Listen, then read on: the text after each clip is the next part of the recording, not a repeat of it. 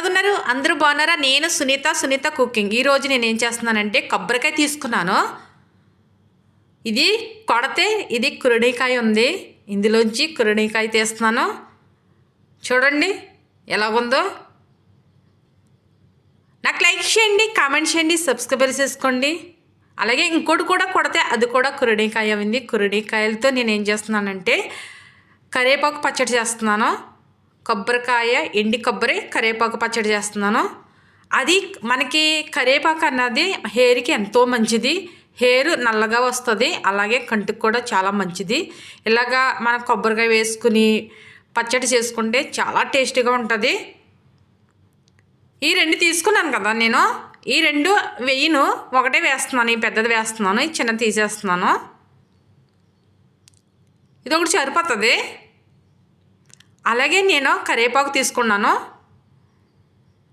చూడండి, ఇది కరివేపాకు తీసుకుని ఇది మొత్తం క్లీన్గా నీట్గా వాటర్లో వేసుకుని ఒక 5 నిమిషాలు నానబెట్టిన తర్వాత మట్టి అంతా పోతుంది కదా, నీట్గా కడిగేసి మళ్ళీ మీకు చూపిస్తున్నాను.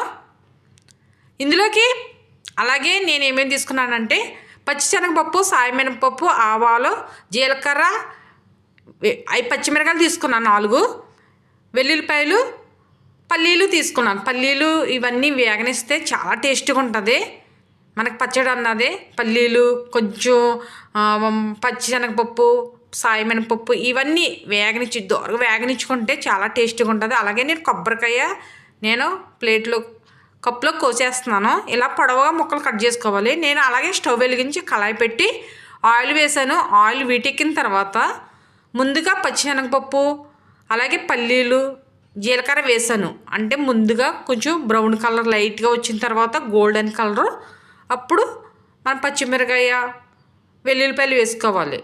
వెల్లుల్లిపాయలు ముందు వేసేసామనుకో అవి మీదకి మనకి వచ్చేస్తాయండి, ఎదరికి మన మీదే పడతాయి అవి. తర్వాత నేను కొబ్బరికాయ పొడవుగా కట్ చేసి పెట్టాను కదా, అవి కూడా వేసాను. చిన్న స్పూనుడు పసుపు వేస్తున్నాను. చిన్న స్పూనుడే వేస్తున్నాను. కొబ్బరికాయ లైట్గా వేగనిచ్చుకోవాలి. మనకి పల్లీలు ఇవన్నీ వేస్తే మంచి కమ్మదనం వస్తుంది పచ్చడి అన్నది.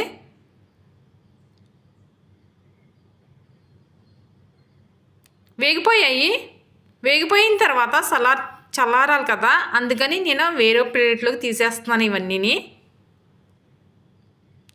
చూడండి, కలరు బాగా మనకి గోల్డెన్ కలర్ రావాలి పల్లీలు, అలాగే పచ్చిశనగపప్పు ఇవన్నీని.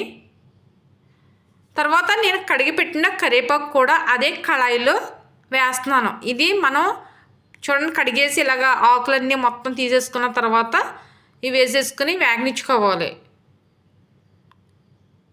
అదే కళాయిలో కొంచెం ఆయిల్ ఉంటుంది కదా, దాంట్లో వేసుకుని వేగనిచ్చేసుకోవాలి. మనకు లైట్గా పచ్చితనం అన్నది పోతుంది. మనకి జుట్టుకి చాలా మంచిది. ఇలాగా అప్పుడప్పుడు పచ్చళ్ళు చేసుకుని కరివేపాకు ప్రతి కూరలో కూడా కరివేపాకు వాడితే మన ఏరికి ఎంతో మంచిగా ఉంటుంది, కంటికి కూడా చాలా మంచిది.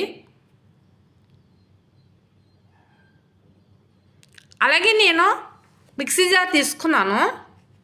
మిక్సీ జార్ తీసుకున్న తర్వాత నేను వేపించిన వెండి కొబ్బరి ఇవన్నీ ఉన్నాయి కదా, వేసేస్తున్నాను. మిక్సీ పట్టుకోవాలి ముందుగానే.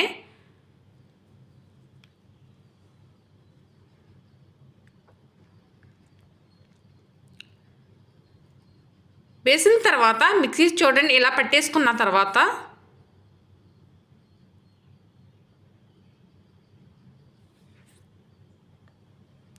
అప్పుడు నేను వేగించిన పెట్టాను కదా కరివేపాకు, అది కూడా వేసేసుకోవాలి. ఇందులో మిక్సీ జార్లో వేసుకోవాలి.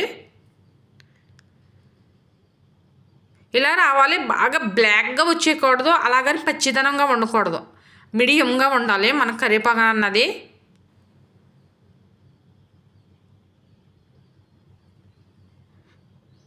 అదే మిక్సీ జార్లో లైట్గా చింతపండు కొంచెం వేసుకోవాలి.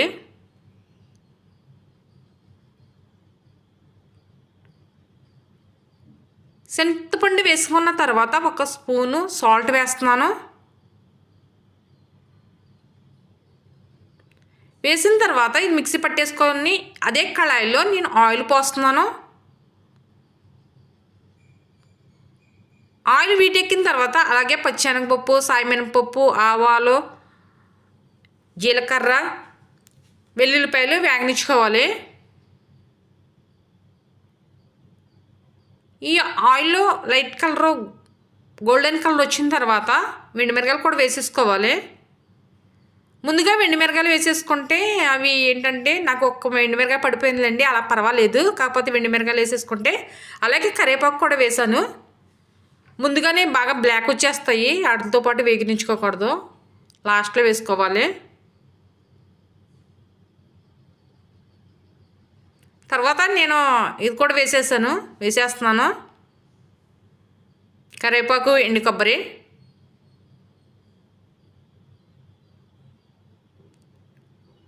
చాలా టేస్టీగా ఉంటుంది, చాలా కమ్మగా స్మెల్ వస్తుంది. ఎందుకంటే నేను పల్లీలు, పచ్చెనగపప్పు ఇవన్నీ బాగా వేగనిచ్చాను కదా.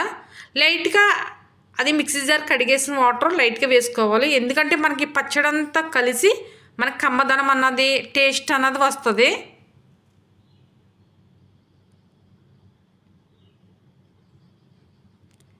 ఇలాగ ఒక 10 నిమిషాలు వేగనిచ్చేసిన తర్వాత వేగనిచ్చుకోవాలి.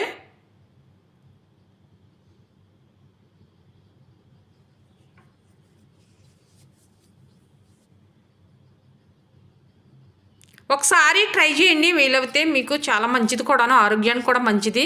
పిల్లలు, పెద్దోళ్ళు అందరూ తినవచ్చు. అలాగే నేను వేరే గిన్నెలోకి వేసాను. చాలా కమ్మగా వస్తుంది, చాలా